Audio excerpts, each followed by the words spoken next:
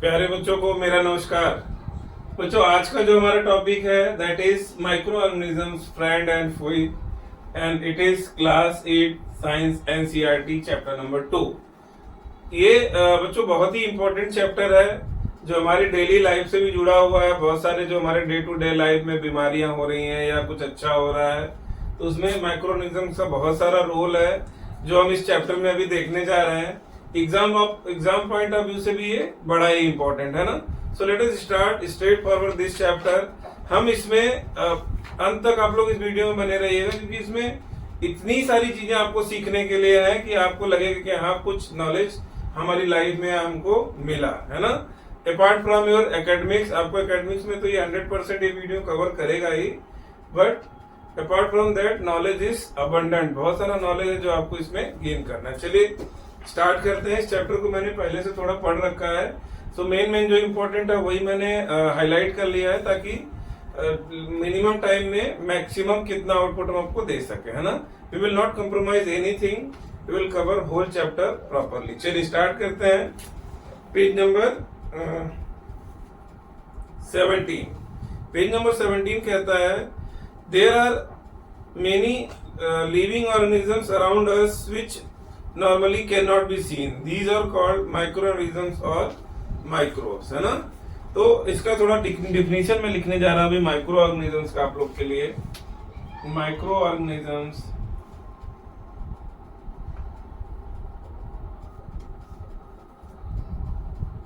क्या होते हैं? माइक्रो ऑर्गेनिज्म बच्चों ऐसे ऑर्गेनिज्म जिनको हम अपनी नेकेड आई, अनएडेड आई से देख नहीं सकते, उनको हम माइक्रो ऑर्गेनिज्म कहते हैं ना। कुछ न कुछ सपोर्ट चाहिए, जैसे माइक्रोस्कोप हो गया, फिर ये मैग्नीफाइंग लेंस हो गया। ऐसे बहुत सारे साइंटिफिक टूल्स आते हैं जिनके थ्रू हम माइक्रो ऑर्गेनिजम्स को देख सकते हैं। अदरवाइज हमारे अगल बगल हमारे खाने में जो हम खा रहे हैं, कंटामिनेटेड खाना एक बार खा लेते हैं, हम इन्फेक्टेड तो हो जाते हैं लेकिन हमको दिखाई नहीं देता इसलिए हम खा जाते हैं ना। सो अब हम डिफिनेशन लिखने जा रहे हैं। What is micro organism? Micro organisms are living organisms around us which we normally can not see. These are called microorganisms or microbes. चलिए मैं लिख देता हूं। Many living organisms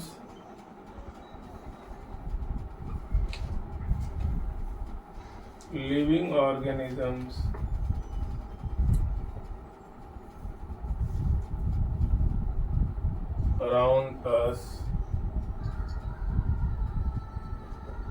we cannot see with unaided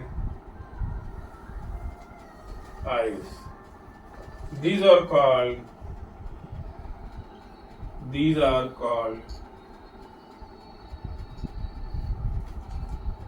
microorganism or microbes.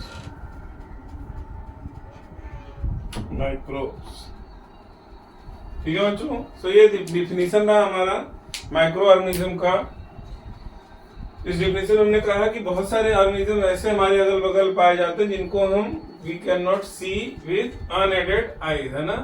बिना कुछ support लगाए हम उनको देख नहीं सकते हैं। These are called micro organisms और माइक्रोब्स। चलिए आगे बढ़ते हैं। माइक्रो ऑर्गेनिजम्स और microbes are so small in size that they cannot be seen with unaided eyes. Some of these, such as fungus that grow on bread, can be seen with magnifying glass, है ना। अब example हम लिख रहे हैं, जैसे number 1 है example इसका। For example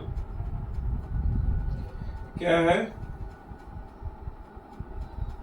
fungus. फंगस हो गया एक एग्जाम्पल इसका है। That grow on bread, grow on bread, can be seen with magnifying lens.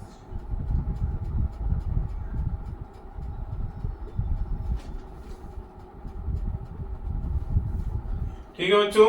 So fungus एक ऐसा है जो हमारे ब्रेड पे या ऐसे जो उग जाता है, जो हम लोग देखते होंगे ज्यादातर जो रेनी सीजन होते हैं उसमें क्या होता है, ब्रेड थोड़े दिन 1-2 दिन रख दो तो ग्रीन पैचेस उस पे आ जाते हैं ना। वो क्या होता है? फंगस होता है। अगर ऐसे देखेंगे तो हमको खाली ग्रीन ग्रीन दिखेगा, लेकिन अगर हम लेंस, मैग्नीफाइंग लेंस लगा के उसको देखें तो बहुत सारी चीजें हमको दिखेंगी, उसके स्पोर्स दिखेंगे, उसके रूट्स इस तरह से दिखेंगे, दिखेगा कि पूरा का पूरा फंगस दिखाई देगा हमको, है ना। अदरवाइज हम वी कैन नॉट रिकॉग्नाइज। और इसके अलावा फंगस के अलावा बाकी जितने जनरली हम माइक्रोस्कोप में ही देख पाते हैं, अदरवाइज मैग्नीफाइंग ग्लास से हम उसको रिकॉग्नाइज नहीं कर सकते, है ना। चलिए आगे बढ़ते हैं। Microorganisms are classified into 4 major groups. These groups are bacteria, fungi, protozoa and some algae. चलिए मैं अब इसको क्लासिफाई करने जा रहा हूँ माइक्रो ऑर्गेनिज्म को। माइक्रो ऑर्गेनिज्म को अपन क्लासिफाई कर लेते हैं।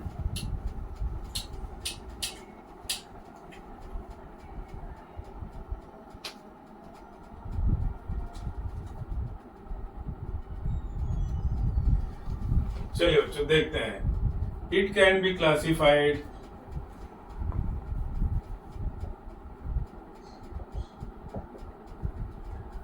इन 4 मेजर ग्रुप।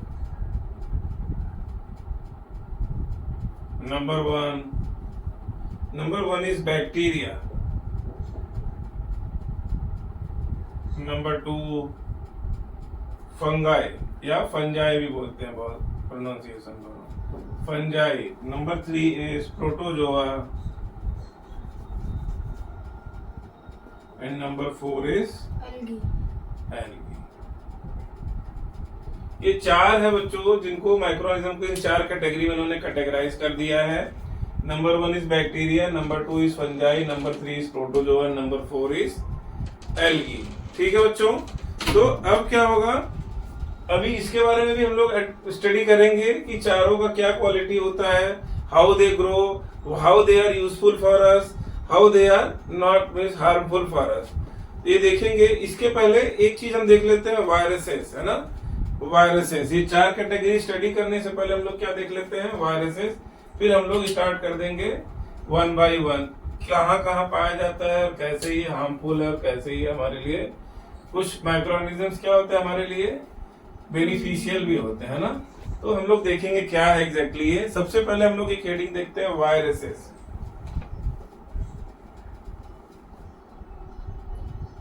क्या होता है वायरस? वायरस भी एक तरीके का माइक्रोऑर्गेनिज्म ही होगा। प्रॉब्लम क्या है कि माइक्रोऑर्गेनिज्म का इसका वायरस का एक कैरेक्टर होता है, जब तक ये होस्ट के अंदर नहीं होगा तब तक क्या होगा, ये जैसे क्रिस्टल पार्ट में जैसे धूल मिट्टी होता है ऐसे ही पड़ा रहेगा, है ना। जैसे इसको होस्ट मिलेगा तो सारे लिविंग ऑर्गेनिज्म के कैरेक्टर ये शो करने लगेगा, लाइक कि अपने आप को मल्टीप्लाई करना, ग्रो करना, उसको अपना जो कवरिंग्स है वो बना के अपने आप को लगातार मल्टीप्लाई करना। तो ये वायरस की सबसे बड़ी कलाकारी क्या है कि इसको अगर एक बॉटल की शीशी में भर के रख दो तो हजारों साल तक ऐसे ही पड़ा रहेगा, कुछ उसका मूवमेंट जैसे क्रिस्टल होता है ऐसे ही रहेगा।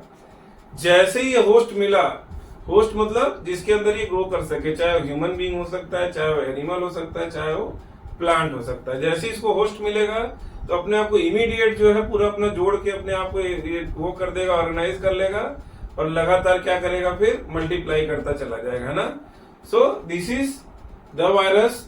स्पेशल कैरेक्टर है। अभी हमने हाल फिलहाल में शायद 2-3 साल पहले ही देखा कोरोना वायरस, कितना कोहराम मचाया। तो देख सकते हैं हम लोग वायरस कितना खतरनाक हो सकता है हमारे डे इन डे लाइफ में। इसीलिए कहा जाता है कि हमको क्या करना है, अपना हाइजीन को फॉलो करना है हमेशा, है ना। हाथ को धुलना और साफ सफाई से रहना, तो वो सब क्या है, गुड हैबिट में रहना ताकि हम इससे बच सके। चलिए पहले देखते हैं क्या है। Viruses are also microscopic but are different from other microorganisms, है ना। They however reproduce only inside the cells of host organisms, which may be a bacterium, a plant, or animal. Some of the viruses are shown. अब उसमें figure दिया है 2.5, figure 2.5 में virus का figure दिया हुआ है। Common ailment like cold, influenza and most coughs are caused by viruses. Serious disease like polio and chicken pox are also caused by virus. चलो, वायरस आपसे पूछ सकता है व्हाट इज वायरस, तो हमको इसका डिफिनेशन लिखना होगा और एग्जाम्पल लिखना होगा। बाद में बच्चों आप लोग क्या पूछेगा, एग्जाम में पूछेगा कि what are the disease which is caused by viruses.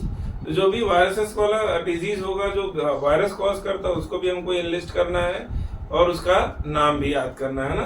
Late us see what is the virus. लिखेंगे virus reproduce only inside the cell of host organism. Virus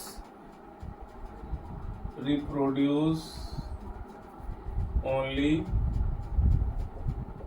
inside the host organism। ठीक है, आगे देखते हैं। organism which may be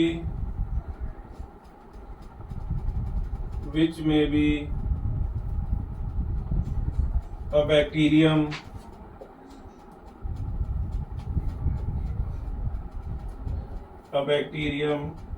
a plant or animal। ठीक है बच्चों। सो अब ये वायरस कैसे ग्रो कर सकता है? Virus reproduce only inside the host organism, है ना। विच में बी अ बैक्टीरियम, बैक्टीरिया को प्लूरल होता है, बैक्टीरियम जो लिखते हैं उसको सिंगुलर होता है। एक बैक्टीरियम हो सकता है, प्लांट हो सकता है या फिर एनिमल हो सकता है। ठीक है, सम ऑफ द वायरसेस। अब पहले हम एग्जांपल लिख देते हैं। एग्जांपल ऑफ वायरस, एग्जांपल क्या है?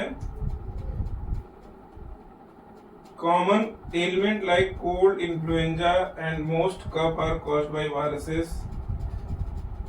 अब डिजीज कॉज्ड बाय वायरस लिख देता हूं मैं पहले। Disease caused by virus. इसमें है common element like cold, flu, flu मतलब सर्दी जुकाम हो गया, इसको इन्फ्लुएंजा भी बोलते हैं।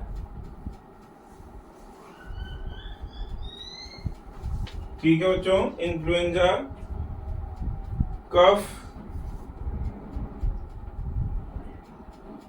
कफ हो गया, पोलियो,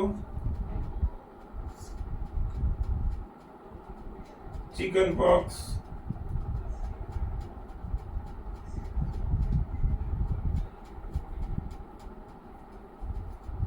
ये हमारा एग्जाम्पल हो गया that are disease caused by virus, है ना।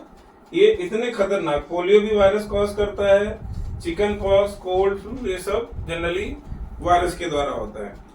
Disease like dysentery and malaria caused by protozoans, virus, typhoid and tuberculosis bye bacterial disease. ये बच्चों हम लोग अभी करेंगे बैक्टीरिया, जो हमने 4 कैटेगरी किया था उसके अंदर हम लोग कर लेंगे इसको। चलिए आगे बढ़ते हैं। एक बार मैं आप लोग को लिखवा देता हूं बैक्टीरिया द्वारा कौन कौन सा डिजीज होता है, और फिर अल्गी और protozoans.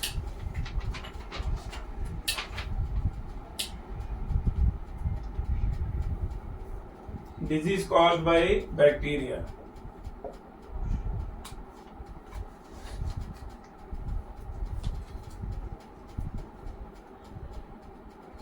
caused by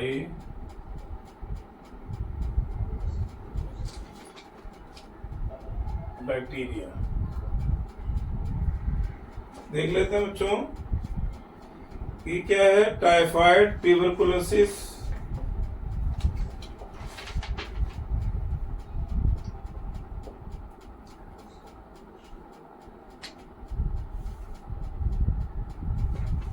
typhoid, tuberculosis बड़े ही मेजर डिजीज हैं जो बैक्टीरियल डिजीज हैं। आगे देखता हूं और कुछ अगर दिया हुआ आपके बुक में तो जस्ट अ सेकेंड।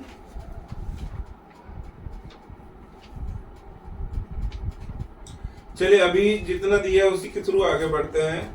और प्रोटोजोअन्स में दिया है dysentery and malaria, disease caused bye protozoa, disease caused by protozoa। ये क्या है? डिसेंट्री।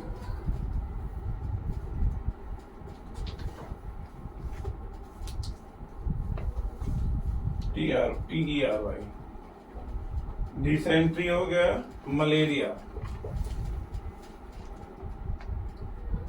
ये सब क्या हो गए? प्रोटोजोवन डिजीज है ना, कॉज्ड बाय प्रोटोजोआ। चलिए बच्चों आगे देखते हैं। इतना आपको पहले तो याद कर लेना है कि भाई ये माइक्रो ऑर्गेनिज्म से क्या क्या डिजीज कॉज करते हैं।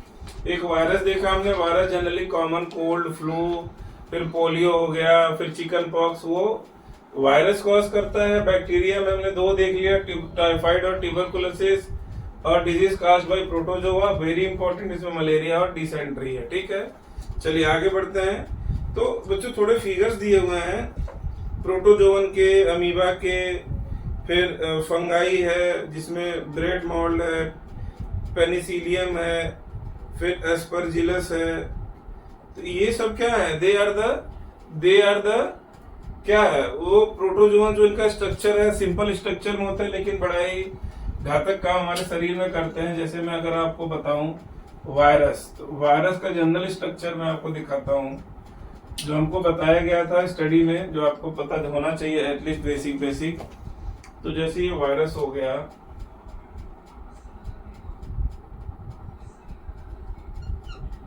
ठीक है बच्चों,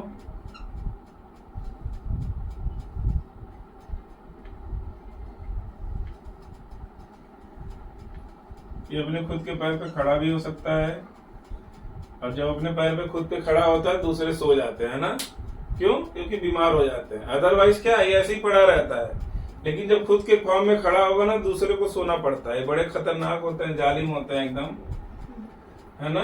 अगर इसका नॉमेनक्लेचर करने जाए तो इनको बोलेंगे हेड, इसको बोलेंगे नेक,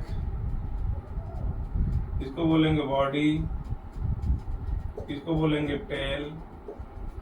ये क्या है? This is a common structure of virus, है ना बच्चों। मैंने बताया जब ये खड़ा होता है तो बाकी सबको सोना पड़ता है, क्यों? क्योंकि बाकी को बीमार कर देगा, अदरवाइज खुद सोया रहेगा। ये बड़ा ही खतरनाक। तो ये हमको फिगर बेसिक याद रखना है, ताकि आपसे वायरस पूछे क्या है वायरस, तो ये आइडिया हमको लग गया, है ना। एक मैंने वायरस का फिगर बना दिया आप लोग के लिए, एक प्रोटोजोआ का भी बना देता हूं आप लोग के लिए। प्रोटोजोआ क्या होता है? सिंगल सेल जनरली, है ना, सिंगल सेल होता है। जैसे मैं बोलूं ये अमीबा हो गया या पैरामीशियम। चलिए मैं अमीबा बना दूं क्योंकि बहुत इजी होता है वो। Very easy figure is amoeba. कैसे भी बना सकते हो, बन गया अमीबा, है ना। अमीबा में कुछ भी नहीं है बनाने में, इसलिए मैंने बना दिया फटाफट। इसका जेनेटिक मटेरियल हो गया, और बाकी सब क्या हो जाएंगे इसके खाना पीना जो खा के रखा हुआ है। सिंगल सेल ऑर्गेनिज्म है ये अमीबा, सिंगल सेल ऑर्गेनिज्म है अमीबा। ठीक है बच्चों, तो ये भी क्या, ये क्या है? प्रोटोजोआ। ये क्या है? वायरस है ना। अब बैक्टीरिया का तो कोई ऐसा शेप बहुत सारे होते हैं, जैसे वो कॉम्प्लिकेटेड होता है, वो भी मैं आगे बताऊंगा जैसे हमारा चैप्टर ग्रो करेगा। ठीक है, अभी इसमें और भी एक फिगर दिया हुआ है अलगी। अलगी में कैली क्लेमाइडोमोनास, है ना, क्लेमाइडोमोनास। तो ये क्या है? ये अलगी है जिसका फिगर दिया, जिसमें दो मूछ निकला हुआ है, उसकी जेनेटिक मटेरियल है। तो जनरली पूछेगा नहीं, इसलिए मैं अपना टाइम वेस्ट नहीं करता हूँ इसकी, बट आपको जस्ट दिखाने के लिए कि ऊपर देखो बैक्टीरिया दिया है, कैप्सूल सा है। ये थोड़े कॉम्प्लिकेटेड होते हैं, इसलिए बैक्टीरिया का फिगर बनने जैसा कुछ नहीं है। फिर फंगाई है, देखो ब्रेड माउल्ड है, वो भी चलेगा, पेनिसिलियम है, एस्परजिलस है। तो बच्चों ये आप जस्ट एक बार देख लीजिए। We are proceeding further, और need comes then I will make figure for you। ये मैंने वायरस इसलिए बता दिया क्योंकि वायरस अब आगे नहीं आएगा। ये अमीबा है, ये प्रोटोजोवंस होते हैं। ऐसे ही प्लाज्मोडियम है जो मलेरिया कॉज करता है। ये सब अभी आगे हमारे चैप्टर में आएगा, then we will see what is that. Where do the micro organisms live, है ना। नेक्स्ट हेडिंग इज ये कहाँ रहते हैं। चलिए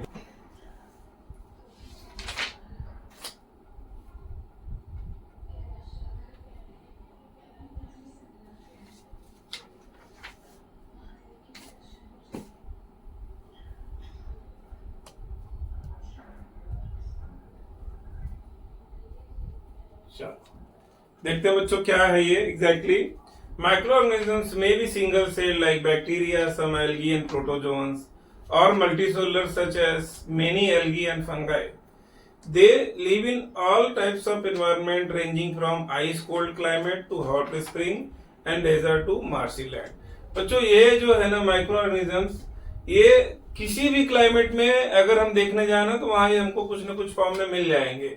इवन जो लावा जो उबल रहा होता है, जो हम बोलते हैं वोल्केनिक इरप्शन, उसके अंदर में भी इतने मतलब 1000 डिग्री में भी ये सर्वाइव, कुछ कुछ माइक्रो ऑर्गेनिज्म सर्वाइव कर जाते हैं।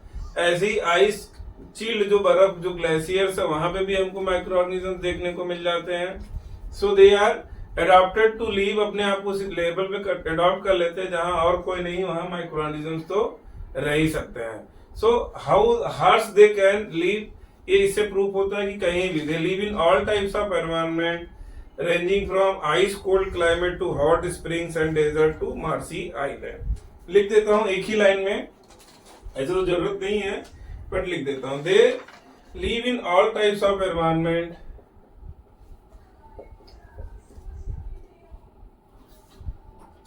all types of environment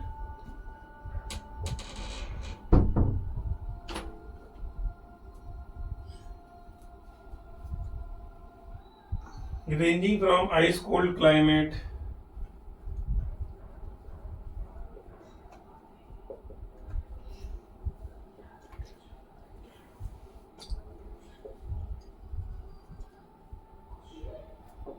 to hot spring, hot spring मतलब गर्म झरने, खौलता हुआ पानी एकदम, and deserts to many marshy land, and to many marshy land.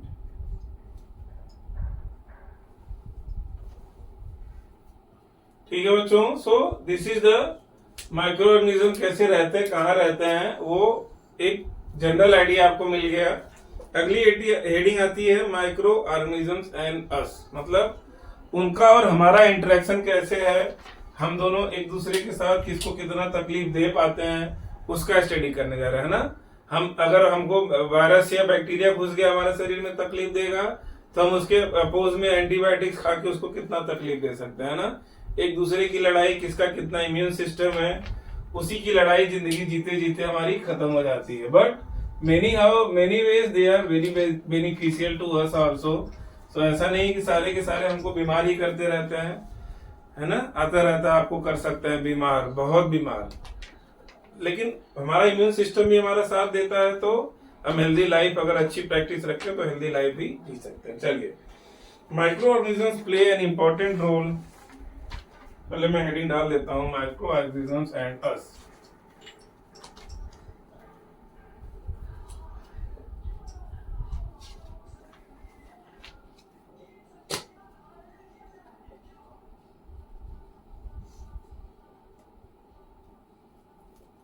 Micro organisms and us, us मतलब हम। चलिए देखता हूँ। Microorganisms play an important role in our life. Some of them are beneficial in many ways where some of others are harmful and causes disease. तो it plays very important role in our life. कुछ ऐसे हैं जो बहुत ही harmful है हमारे लिए, but बहुत सारे ऐसे भी हैं जो बेनिफिशियल है ना।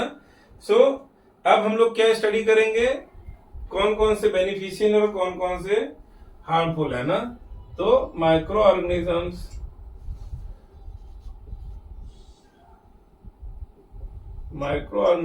Play important role in our lives, है ना। some are beneficial and some are harmful। ठीक है बच्चों, सो ये हो गया हमारा। अब हम स्टार्ट करने जा रहे हैं फ्रेंडली माइक्रो ऑर्गेनिज्म, यानी बेनिफिशियल वाले, है ना। अब फ्रेंडली माइक्रो ऑर्गेनिज्म का हेडिंग आ गया हमारे लिए। अब यहाँ से एग्जाम पॉइंट ऑफ व्यू से आप लोग के लिए बड़ा ही इंपॉर्टेंट टॉपिक स्टार्ट हो गया, फ्रेंडली माइक्रो ऑर्गेनिज्म। चलिए देखते हैं क्या है।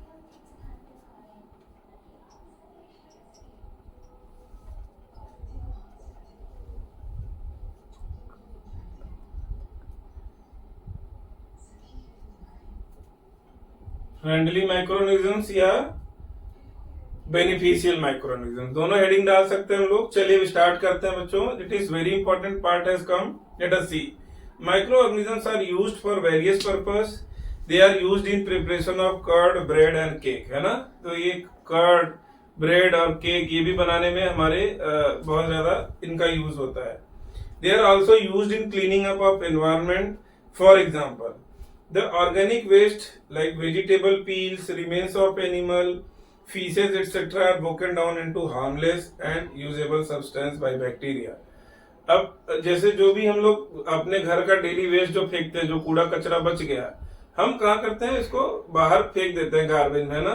तो सोचो अगर इनका कुछ ना हो तो कितना बड़ा कूड़ा इकट्ठा हो जाएगा कि पूरी धरती उससे ढक जाएगी। बट होता क्या है कि माइक्रोऑर्गेनिज्म उनको स्मॉलेस्ट फॉर्म में ब्रेक कर देते हैं और वो क्या करते हैं थोड़े टाइम में, जैसे कार्बन, हाइड्रोजन, ऑक्सीजन, नाइट्रोजन इसमें विलीन होकर धरती में मिल जाते हैं और उसको फिर प्लांट उसको फिर से यूटिलाइज कर सकते हैं ना, वो साइकिल में आ जाते हैं फिर से। तो क्या है ये बेनिफिशियल है, मतलब हमारे एनवायरनमेंट को क्या करते हैं लोग, क्लीन करते हैं बच्चों। Number 1, cleaning of our environment.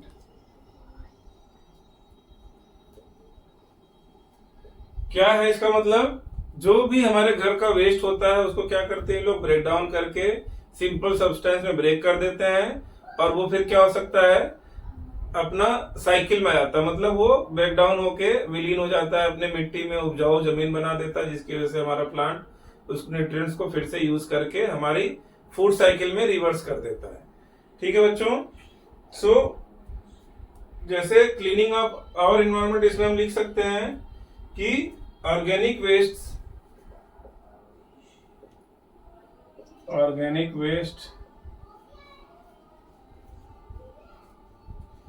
अब इसमें क्या आएगा, like vegetable peels, remains of animal,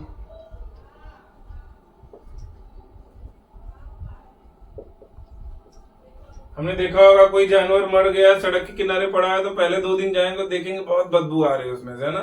फिर धीरे धीरे वो क्या होगा, गायब होता चला जाएगा और एक टाइम ऐसा आएगा कि पूरा साफ हो गया। साफ कहाँ गया, वो अपने पंच तत्व में विलीन हो गया, लेकिन इससे हमारा एनवायरनमेंट क्या है, क्लीन हो गया। सोचो कोई कुत्ता या कोई भी जानवर ऐसे मरा, सड़क किनारे पड़ा, उसको कुछ नहीं हो रहा है, तो फिर क्या होगा, ये हमारा पूरा पृथ्वी जहां भी जाएंगे तो बच बच के जाना पड़ेगा। रे यार यहाँ तो जो 10 साल पहले जो आया थे मरा हुआ था वो ऐसे ही पड़ा हुआ है। तो this is what is this, बिना किसी एफर्ट के, बिना किसी खर्चे के क्या करते हैं, हमारे एनवायरनमेंट को क्या करते हैं, ये क्लीन कर देते हैं ना। So very great role played by them. चलिए मैं लिख देता हूं, remains of animal, faeces etcetera are broken down into harmless and usable substance, broken down into harmless and usable substance by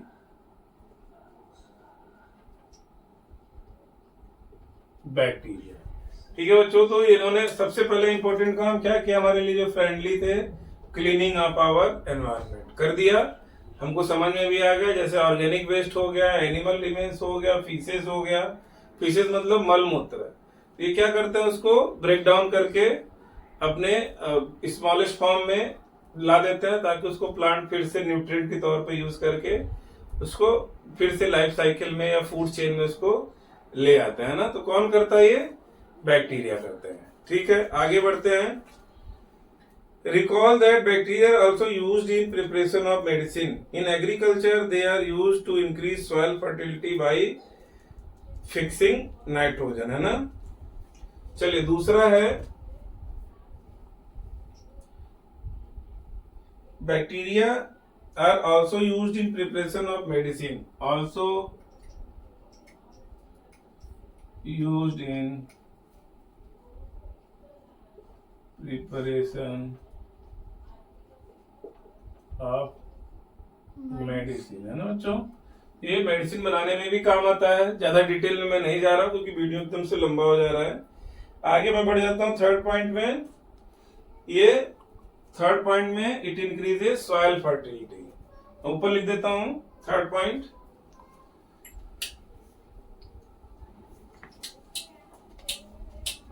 तो आपको अगर क्वेश्चन आएगा फ्रेंडली माइक्रो ऑर्गेनिज्म, तो मैंने 2 पॉइंट आप लोग को दे दिया है, वो पूरा अच्छे से तैयार करके लिख लेना है।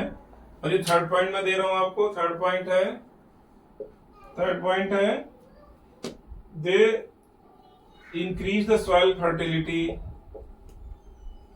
They increase the soil fertility by fixing atmospheric nitrogen।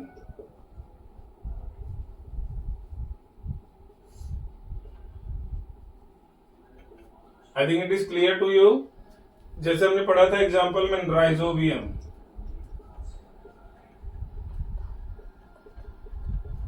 Rhizobium bacteria, ये क्या करता है, एटमॉस्फेरिक नाइट्रोजन को लेके उसको नाइट्रोजन फिक्सेशन कर देता है, मतलब सॉइल में वो आ जाता है ना।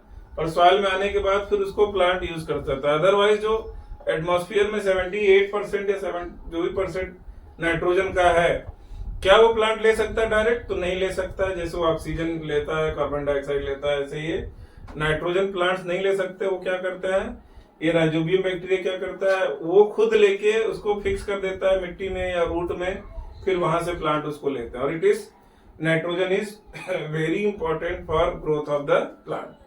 ठीक है बच्चों, तो ये भी तीसरा इसका अच्छा एग्जांपल था गुड बैक्टीरिया का।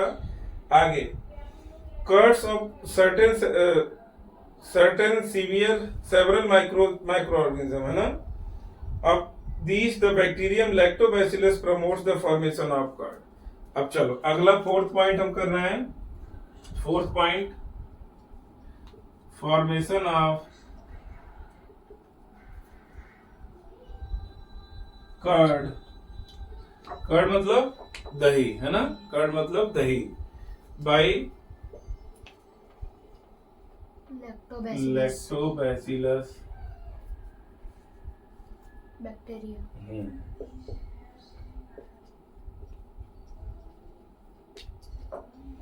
तो कर्ड बनाने का काम, दही जो हम रोज खाते हैं खाने में वही वाला दही है। तो lactobacillus is very important for our stomach, है ना, डाइजेशन को स्मूथ कर देता है ये, इसलिए दही खाना हमारे लिए जरूरी होता है। लेकिन दूध से दही बनता कैसे है, तो ये लैक्टोबैसिलस बैक्टीरिया क्या करता है, दूध में जैसे ही थोड़ा सा भी आता है, जैसे मान लो हमको दही बनाना, तो हम क्या करते हैं, दूध को शाम को हल्का सा गर्म करेंगे, 1 चम्मच दही डाल के उसको रख देंगे, और सुबह जब उठ के देखेंगे तो पूरा का पूरा दूध दही बन चुका हुआ। कैसे होता है, ये लैक्टोबैसिलस बैक्टीरिया जो होता है ये क्या करता है, ये दूध के अंदर अपने आप को लगातार मल्टीप्लाई करके अपना पॉपुलेशन तो बढ़ाता है, लेकिन उस क्रम में ये क्या करता है, जो दूध है उससे वो कन्वर्ट होके दही हो जाता है ना।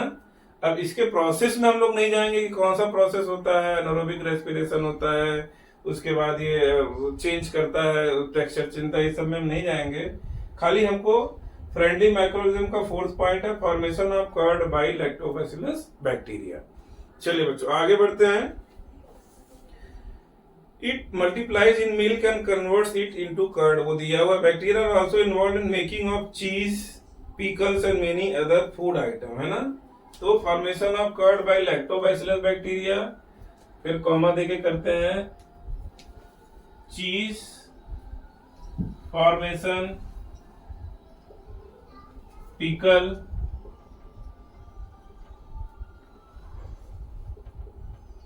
फॉर्मेशन, ये सब भी किससे होता है, बैक्टीरिया से होता है। चलो आगे बढ़ते हैं। An object ingredient of rava, sooji, idli and bhatura is curd. Curd का यूज होता है इडली बनाने में, भटूरा बनाने में, वो दिया हुआ है. सो हमने टोटल 4 पॉइंट कर लिया फ्रेंडली बैक्टीरिया का. ठीक है, आगे बढ़ते हैं हम लोग.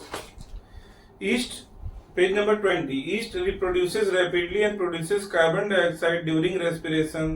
Bubble of gas fill the dough and increases its volume. This is the basis of use of yeast in baking industry for making breads, pastries and cakes. So ये तो हमारा जो फ्रेंडली माइक्रोऑर्गेनिज्म इसमें हमने देख लिया, लैक्टोबैसिलस से बना. अब एक ईस्ट भी आता है, ईस्ट का भी अच्छा रोल है, वो देख लेते हैं क्या है. East is used in baking industry, है ना, like making of pastries, cake and. चलिए पहले मैं लिख देता हूं आप लोग के लिए. ईस्ट 5th पॉइंट है, used in baking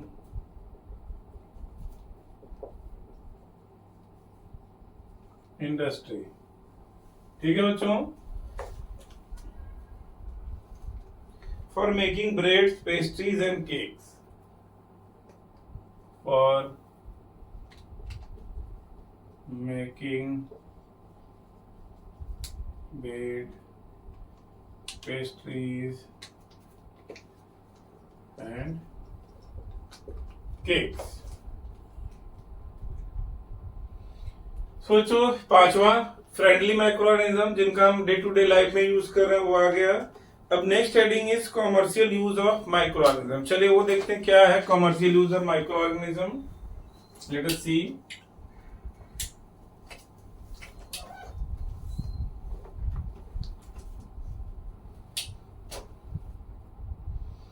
commercial use of microorganism.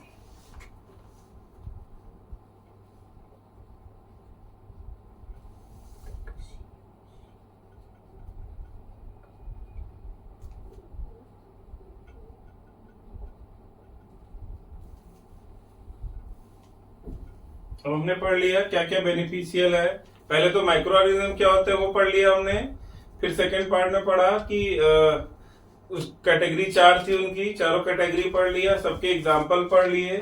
फिर हमने ये भी पढ़ा कि जो माइक्रो ऑर्गेनिज्म कुछ हमारे लिए बेनिफिशियल होते हैं, कुछ हमारे लिए हार्मफुल होता है. बेनिफिशियल के हमने 4 से 5 पढ़ लिए, क्या क्या एग्जाम्पल होते हैं उसके और कैसे बेनिफिशियल है. अब इसका कॉमर्शियल यूज क्या है वो देखने जा रहे हैं हम लोग. चलिए आगे बढ़ते हैं. मैं Microorganisms are used for large-scale production of alcohol, wine, and acetic acid. इसको क्या बोलते हैं? विनेगर. चलिए मैं लिख देता हूं. Microorganisms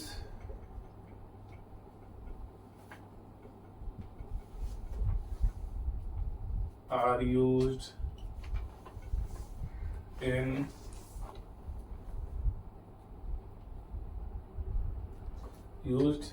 in large scale for production of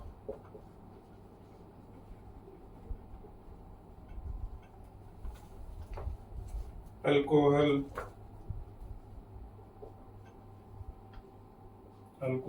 है ना, wine and acetic acid.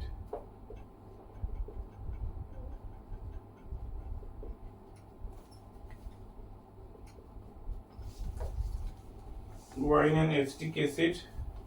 Acetic acid को क्या बोलते हैं? विनेगर. इसको क्या बोलते हैं? विनेगर. ठीक है बच्चों, आगे देखते हैं. Yeast is also used for commercial production of alcohol and wine. वही बात हो गई. For this purpose yeast in grown in on natural sugar present in grains like barley. तो for this yeast is grown on natural sugar like barley,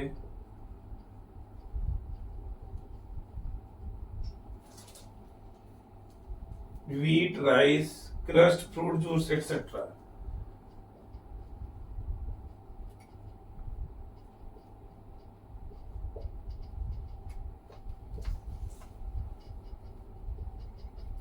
crust fruit juice, फिर wheat etcetera. ठीक है, तो इस पे ईस्ट को grow किया जाता है। नेचुरल शुगर लाइक बार्ली हो गया, वीट हो गया, क्रश फ्रूट जूस, वहां पे इसको ग्रो करेंगे। तो फिर क्या बना देगा ये, उसको अल्कोहल में कन्वर्ट कर देगा, है ना, एनारोबिक रेस्पिरेशन से। दिस इज स्मेल ऑफ, तो फिर क्या होगा, एक अल्कोहल बन जाएगा। तो उसमें लिखा है this is smell of alcohol as sugar has been converted into alcohol by yeast. This process of conversion of sugar into alcohol is called fermentation. चलिए मैं ऊपर का मिटा रहा हूं।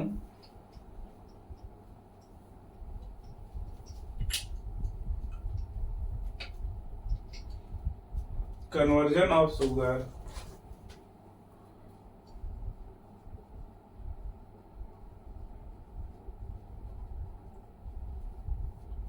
into alcohol by yeast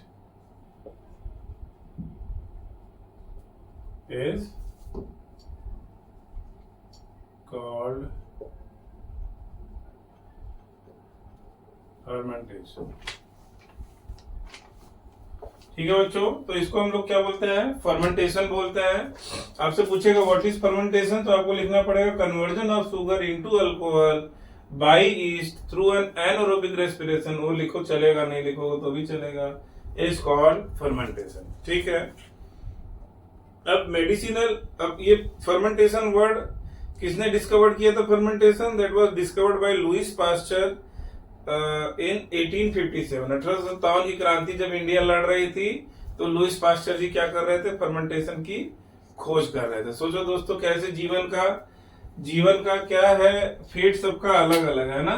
हम लोग 1857 की क्रांति जब लड़ रहे थे, तब लुइस पास्चर जी ने फर्मेंटेशन की खोज कर दी थी, है ना। तो fermentation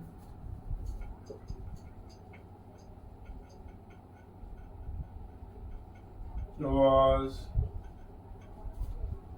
discovered by Louis Pasteur in 1857, है ना। Yes. डन है, इतना समझ में आ गया। आगे बढ़ते हैं। अब नेक्स्ट आता है medicinal use of micro organism. चलिए वो भी देख लेते हैं क्या है मेडिसिनल यूज इनका। कमर्शियल यूज भी देख लिया, अल्कोहल बनाने के लिए। ज्यादातर अल्कोहल और वाइन, उसमें बहुत ज्यादा माइक्रो ऑर्गेनिज्म का रोल होता है बच्चों, है ना। और इंडिया पूरे वर्ल्ड में अल्कोहल और वाइन का बहुत ज्यादा सेवन किया जाता है। हालांकि ये गलत बात है अल्कोहल का seven, but it is the ground reality, है ना। और उसके लिए क्या है, फर्मेंटेशन का प्रोसेस करके वो लोग नेचुरल जो शुगर होता है लाइक वीट, बार्ली या फिर क्रश फ्रूट जूस, ये सब के ऊपर ईस्ट को डाल देते हैं, ताकि उसको क्या करता है, एनारोबिक रेस्पिरेशन करके ये क्या करता है, ईस्ट उसको कन्वर्ट कर देता है अल्कोहल में, है ना। इसलिए अगर कोई भी अल्कोहल पी रहा है तो इसका मतलब वो डायरेक्ट फर्मेंटेटेड ड्रिंक्स पी रहा है, that is very injurious to our health, है ना। वो हमारे जो लीवर है, किडनी है, सबको बड़ा डैमेज करता है ये वाइन, इसीलिए, है ना, क्योंकि इट इज फर्मेंटेड पार्ट, है ना। एसिटिक एसिड तरह से एसिड ही होता है जो हमारे पूरे शरीर को जला देता है। शरीर के साथ साथ दिमाग को जला देता है, दिमाग के साथ साथ परिवार और समाज को भी जला देता है। चलिए आगे बढ़ते हैं बच्चों। Let us start with medicinal use of micro organisms.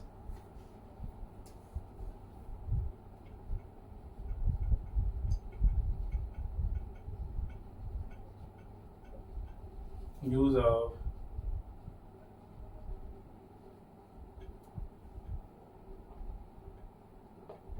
Micro organism, देखते हैं किस तरीके से हमारे लिए मेडिसिनल यूज है। Let us see. Whenever you fall ill, the doctor may give you some antibiotic tablet, capsule or injection such as penicillin, है ना। Penicillin was the first antibiotic discovered.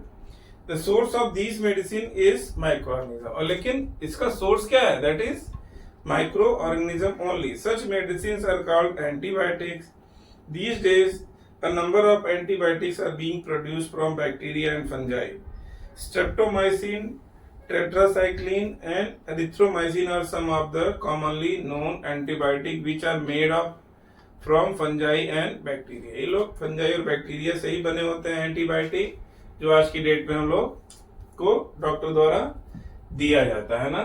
जो हम लिखते हैं अभी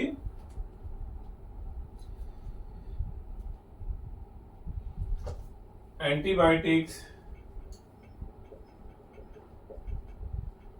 are made of microorganism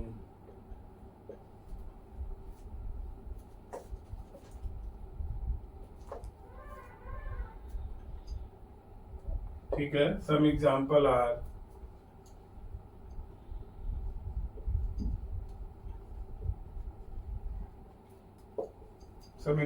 क्या क्या हो सकता है बच्चों? that is streptomycin,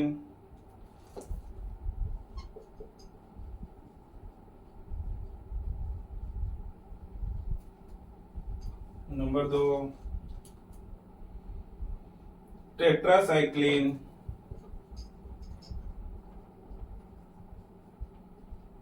number 3 erythromycin.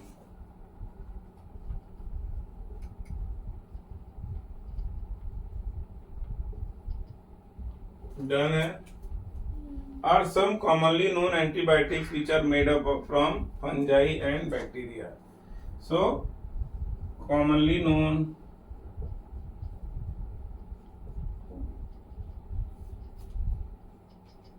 Antibiotics made up of bacteria and fungi। Done है। तो इतना हमको पता चल गया इसका मेडिसिनल यूज क्या है। आजकल तो इंडिया में जैसी कोई बीमारी हुआ तो सबसे पहले एंटीबायोटिक ही देते हैं बच्चों, है ना। इसका यूज बहुत ज्यादा बढ़ गया है और बिना एंटीबायोटिक दिए जनरली हमारा जो बीमारी होता है बहुत प्रोलॉन्ग हो जाता है। जब तक हमारा इम्यून सिस्टम उस बीमारी को ओवरकम नहीं करेगा तब तक हम सीख रहेंगे। लेकिन जैसी एंटीबायोटिक देंगे तो क्या करेगा, जो भी माइक्रो ऑर्गेनिज्म जो भी इंफेक्शन होगा वो क्या करेगा, उसको उसका ग्रोथ और उसका जो डेवलपमेंट उसको रोक देगा और हमारा इम्यून सिस्टम फिर उसको किल कर देता है। सो इट रिड्यूसेस और ट्रीट अस वेरी सून, है ना। चलिए आगे बढ़ते हैं। Next one is vaccine. देखते हैं क्या है वैक्सीन, कैसे बनता है। अभी तो हमने एंटीबायोटिक पढ़ लिया, बैक्टीरिया और फंजाई से बनता है। Next one is vaccine.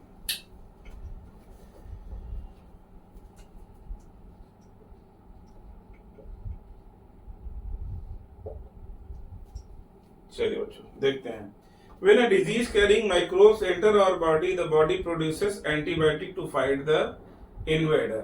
जब कोई भी इन्फेक्शियस कॉजिंग बैक्टीरिया, वायरस या कोई भी फंजाई हमारे शरीर में एंटर करता है तो हमारा शरीर क्या करता है, कोई भी बाहर का ऑर्गेनिज्म जब आता है तो एंटीबायोटिक प्रोड्यूस करता है टू किल दैट फॉरेन जो मटेरियल, जो फॉरेन पार्टिकल हमारी बॉडी में एंटर हुआ। ये हमारा इम्यून सिस्टम है। बिना इम्यून सिस्टम के हम जिंदा नहीं रह सकते बच्चों, है ना। तो जैसे ही कोई, चाहे वो ये अपना सर्दी जुकाम वाला आ गया, इन्फ्लुएंजा वायरस आ गया या कोई भी वायरस आया, तो हमारा सबसे पहले क्या होता है, एंटीबायोटिक हमारा शरीर एक्टिवेट हो जाता है। इसकी वजह से हमारा शरीर क्या हो जाता है, गर्म हो जाता है ना, हमको फीवर आने लगता है। क्यों? क्योंकि हमारे शरीर ने अंदर से फाइटिंग तो चालू कर दी। अभी फाइटिंग करना है तो वो पूरा शरीर जो है बैटल फील्ड बन जाता है और हमारा शरीर पूरा गर्म हो जाता है और उसको अब ज्यादा एनर्जी की जरूरत पड़ती है, लेकिन हम लेट जाते हैं ना। तो हमारा बॉडी जो है उसके खिलाफ एंटीबायोटिक प्रोड्यूस करता है ताकि उससे हम ओवरकम कर सकें। और मान लो एक बार जो एंटर किया उसको मार के हमने खत्म कर दी, हमारी एंटीबायोटिक जो हमारा वो है। ठीक है बच्चों, अब क्या होगा, उसकी मेमोरी भी बहुत दिन तक हमारे बॉडी में रहती है। तो जब दोबारा कोई सेम टाइप का इन्फेक्शन आएगा ना, साल 2 साल जब तक हमारे माइंड में, हमारे बॉडी में तो मेमोरी उसका जो एंटीबायोटिक का है, तो हमको पता भी नहीं चलेगा। हमारा इम्यून सिस्टम उसको एक्टिवेट होकर मार के खत्म भी कर देगा और ना कोई फीवर आएगा ना कोई सिम्टम आएगा। क्यों? क्योंकि उसकी मेमोरी ऑलरेडी हमारे माइंड में हमारे माइंड नहीं, हमारे बॉडी में हमारे जो इम्यून सिस्टम है उसके पास रहता है ना। तो ऐसे ही हम क्या करते हैं, वैक्सीन क्या होता है, जनरली जो डेड माइक्रो ऑर्गेनिजम्स हैं उसको हमारी बॉडी में इंजेक्ट किया जाता है, डेड है ना। तो वो क्या होगा, उसके खिलाफ हमारा बॉडी क्या करेगा, एंटीबायोटिक्स बना लेगा और फिर वो रिमेन करेगा हमारे पूरे टाइम, पूरे लाइफ टाइम फिर वो बॉडी में रिमेन करेगा। जैसे ही वो पैथोजन जिसके खिलाफ हमने एंटी वो डाला हुआ है वैक्सीन, वो आएगा तो हमको, हमारे शरीर को उस पर कोई इम्पैक्ट नहीं पड़ेगा, उसके आते ही उसको तुरंत उसको कैप्चर करके मार दिया जाएगा और वो कोई अपना प्रभाव नहीं कर सकता है ना। तो जो वैक्सीन या जो इंजेक्शन होता है, जो एक बार हमारे शरीर में बचपन में बच्चों को भी लगाया जाता है, आप लोग को भी लगा होगा, जैसे पोलियो हो गया, ये सब हो गया, तो ये क्या है, ये आपको पूरे लाइफ टाइम पोलियो या जो भी वैक्सीन जिस चीज से रिलेटेड लगा है वो पूरे लाइफ टाइम आपको उसकी मेमोरी हमारी जो है बॉडी में रहेगी। और बॉडी में रहने से जब भी कोई pathogen related to that disease आएगा हमको पता भी नहीं चलेगा और हम उसको लड़के निपटा चुके होंगे, है ना। अगर ये वैक्सीन हमारी बॉडी में ना हो तो कोई बीमारी आएगा तो फिर हम तुरंत ही बीमार पड़ जाएंगे, फिर उसका जो भी इम्पैक्ट होगा लंबा, जैसे अभी लाइव एग्जांपल मैं दूं आप लोग को, तो कोरोना वायरस आया था ना। तो कोरोना वायरस आया तो पूरे इंडिया क्या पूरे वर्ल्ड में हाहाकार मच गया, हम सब ने अपने बहुत सारे अजीज लोगों को खोया। बाद में फिर क्या हुआ, वैक्सीन बना दिया गया और वैक्सीन देते ही काफी चीजें कंट्रोल में आ गई है ना, क्योंकि हमारा थोड़ा इम्यून सिस्टम जग गया। जो लोग इन्फेक्टेड हुए फिर उनकी एंटीबायोटिक बन गई उनके बॉडी में, तो वो क्या कर रही है, जैसे कोरोना वायरस आ भी रहा है तो इतना अपना सीवियर इम्पैक्ट नहीं दे पा रहा और उसको हम ट्रीट भी कर पा रहे हैं। तो हर कंट्री का एक ही मुहिम था कि कैसे हम जल्दी से जल्दी वैक्सीन बना लें, है ना। क्यों बना लें, ताकि जो डिजीज कॉजिंग जो एजेंट पैथोजन जो कोरोना वायरस है उसको हम एंट्री करते ही हमारा शरीर उसको मार के उसके ऊपर ओवरकम कर ले, उसका इन्फेक्शन लेवल एकदम ऐसा ना बढ़ जाए कि हमारा शरीर उसके सामने घुटने टेक दे, है ना बच्चों। सो इट वाज मेजर, बहुत जल्दी से जल्दी हमने उस टाइम पे खोज लिया था। But vaccine are very important part of our life. जब बच्चा 1 दिन का होता है तब से लेके शुरुआत के 9-10 साल तक वैक्सीन कुछ न कुछ लगते रहते, इतने सारे वैक्सीन आ चुके हैं। उससे अभी हम लोग मेडिसिनल फील्ड की पढ़ाई नहीं कर रहे हैं तो बहुत डिटेल में जाने की कोई जरूरत नहीं है। But what is the role of vaccine, वो हमने समझ लिया कि एक बार हम दे देंगे, that is the dead part of that disease causing agent only, वही होता है। लेकिन क्या करते हैं, उसका डेड फॉर्म देते हैं जिसकी वजह से लीथल तो नहीं है, लेकिन वो क्या करेगा, हमारी बॉडी में उसका एंटीबायोटिक बना देगा, है ना। एंटीबायोटिक बनाने से हमारा इम्यून सिस्टम हमेशा अलर्ट रहेगा। ऐसा कोई बंदा अगर घूमता हुआ दिखाई दिया बॉडी में, तुरंत अटैक चालू करके उसको निपटा देंगे ना। सो दिस इज वैक्सीन। एक बार हम लिख लेते हैं 2 लाइन में। If dead or weakened microbes are introduced in our healthy body, the body fights and kill the invading bacteria by producing suitable antibiotics. The antibodies remain in the body and we are protected from the disease-causing microbes forever. This is how the vaccine works. Several diseases including cholera, tuberculosis, smallpox, hepatitis can be prevented by vaccine, है ना। तो इन सब चीजों को के against में हमको vaccine जो है हेल्प करेगा ना। चलिए हम लिख लेते हैं बच्चों 1-2 लाइन में, ताकि आपको वो रहे शॉर्ट नोट में। इफ डेड और weakened microbes are entered in our body, then our body produces antibiotic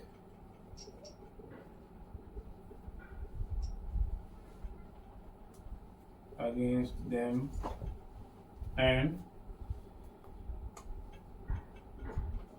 that antibiotic या एंटीबॉडीज लिख देता हूँ, एंटीबॉडीज मेमोरी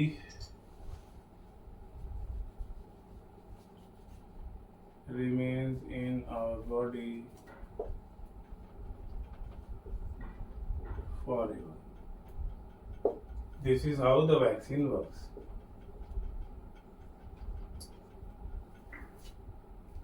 this is.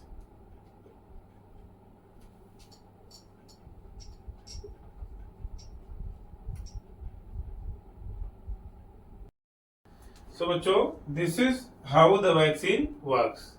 हमारी बॉडी में कैसे वैक्सीन वर्क करता है उसका एग्जांपल है.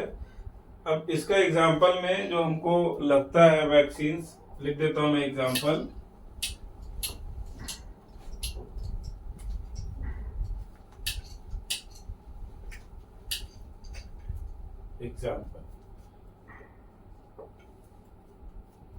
एग्जांपल है tuberculosis,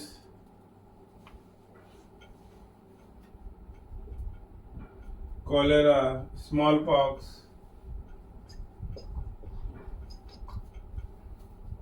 cholera,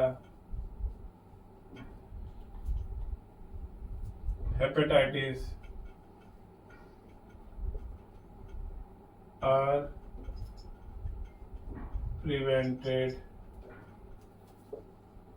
by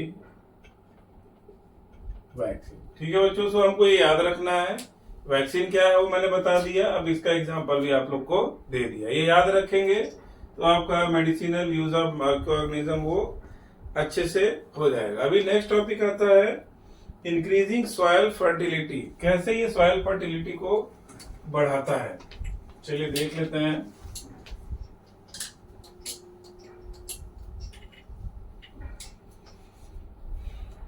increasing soil fertility, उसके पहले आता है स्मॉल पॉक्स वैक्सीन की खोज किसने की थी.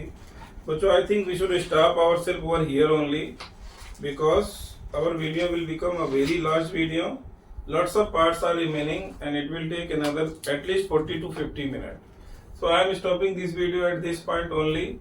I will come up with another video to conclude this chapter and do some exercise questions also so that we can understand whether we have learned properly or not. So आप लोग से फिर से रिक्वेस्ट करूंगा कि please channel को like करें, share करें और अपने कलीग के साथ सब्सक्राइब करें so that जो मेरा हार्ड वर्क है वो ज्यादा से ज्यादा लोगों तक पहुंच सके. Thank you so much. जय Shri Krishna. Like, share, and subscribe.